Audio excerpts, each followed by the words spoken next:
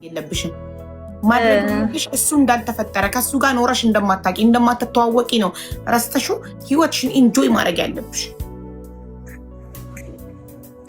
እሺ ሀቡዬ ግን ቦታው ላይ ስትሆኒ ማለት ነው ሀቅ ይዘሽ ይበልጥ ስትጨቆኒ እንድትናገሪ የግድ ያስገድዱሻል። እኔ አባ ብሎ እንደዛ ሸውዶ ቴክስቱን ሪከርዱ እንደሰማችሁ ታገላከኝ አልፈልግሽም ማለት ገንዘቤን ብዬ ስጠይቀው ትናንትና የዛህራን ታሪክ ሰምተሻል? ካንቺ የባሰ የዛህራን ታሪክ ትናንትና እዚህ ቤት ቪዲዮ አግኝቶች ነው እየተከታተልኳን ነበር። አንቺ የባሰ ነው የደረሰባት እሱን ተማምና ሙሉ እቃዋን ሙሉ ቤቷን አስጥሎ ኢትዮጵያ አስገብቶ ልክ በገባች አንደኛ ወራት እመጣለሁ ብሎ እሱን እየጠበቀች ጉዶና እርጉዞና ተርባለች። አራስ ሆና ተርባለች።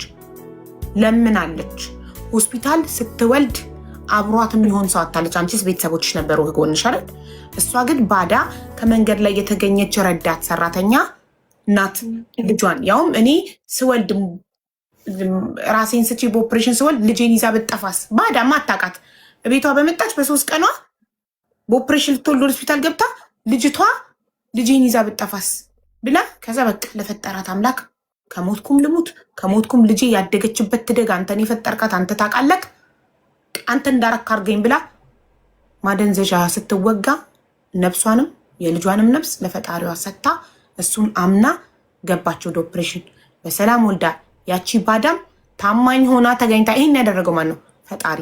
ሰው ሳይኖርሽ የዘመድ የቤተሰብ ሳይኖርሽ ሲቀር ባዳን ቤተሰብ ያደርግልሻል ፈጣሪ። ፈጣሪ ስለተማመነችበት አላሳፈራትም። ያቺን ባዳ ቤተሰብ አደረገላት። ልጇን አቅፋ ጠበቀቻት። እሷ ከማደንዘዣ ስትነቃ ዝም ብለሽ ግን እኝኝኝኝ የምትይ ከሆነ የምታማሪ ከሆነ ፈጣሪ የበለጠ ምሬትን ነው የሚያመጣብሽ። ማመስገን እስክትማሪ ድረስ ይቆረክምሻል። አሁንም ስታማሪ ይደክምልሻል። በደንብ ትበሲ እና በችግር ስትቆይ የዛኔ በደንብ ስትበሲ ማመስገን ትጀምሪያለሽ። ገባሽ? ፈጣሪ ማመስገን እስክትጀምሪ የተለያየ ችግሮች እያመጣ ይደቁስሻል በችግር። ለምን እኛ ሰዎች በደንብ በችግር ካልበሰልን ማመስገን አንጀምርም። በደንብ በችግር የተፈተነ ሰው ነው አመስጋኝ የሚሆነው። ስለዚህ በትንሹ ነገር አሁን አንቺ ለምሳሌ ሙሉ አካል አለሽ፣ ጤነኛ ነሽ፣ ጤነኛ ልጅ አለሽ።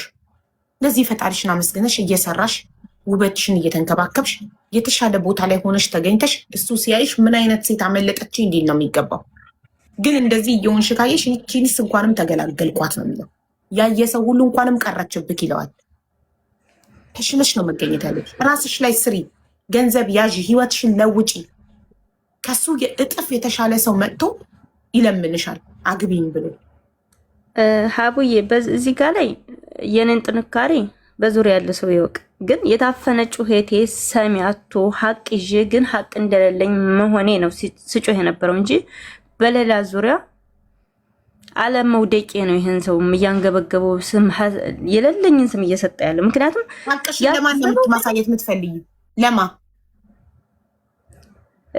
የመጀመሪያ ያው ገንዘብ ይመልስልኝ ስለው ያው እንዳልቆም ነበር የፈለገው። ኧረ ሀዋ አዳምጪ። ለማን ነው ሀቅሽን ማሳየት የምትፈልጊው? ለህዝብ? አዎ ለህዝብ። ህዝብ ምን አገባው? ህዝብ ያንቺን ኑሮ ይኖራል መሰልሽ? ሀቡ ሰውየው እኮ ሶሻል ሚዲያ ላይ መልካም ሰው፣ ጥሩ ሰው፣ ደግ ሰው መስሎ ይታይ ነበረ። ቆይ እሱ ጥሩ ይባል፣ አንቺ መጥፎ ተባይ ምንሽ ይጎላል? ለምን ለሰዎች ያንቺን ጥሩነት ያንቺን መልካምነት ማሳየት ትፈልጊያለሽ? ሲፈልጉ ይዩ ሲፈልጉ አዩ። ያንቺን መልካምነት፣ ጥሩነት፣ መጥፎነት ማወቅ ያለበት አንድና አንድ የፈጠረሽ አምላክ ነው። ስለ ሰው መጨነቅ እስካላቆምሽ ድረስ ደስተኛ መሆናችን ለእያንዳንዱ ሰው እየዞርሽ ያንቺን ንጽህና ካላረጋገጥኩ የምትይ ከሆነ ተጋግጠሽ ትሞቻለሽ። ሰዎች ምንም ይበሉ ስላንቺ ምን አገባሽ? ህይወትሽን አትኖሪ። አንቺ ከዛሬ ነገ ኑሮሽን ለማሸነፍ ነው መሮጥ ያለብሽ ሰዎችን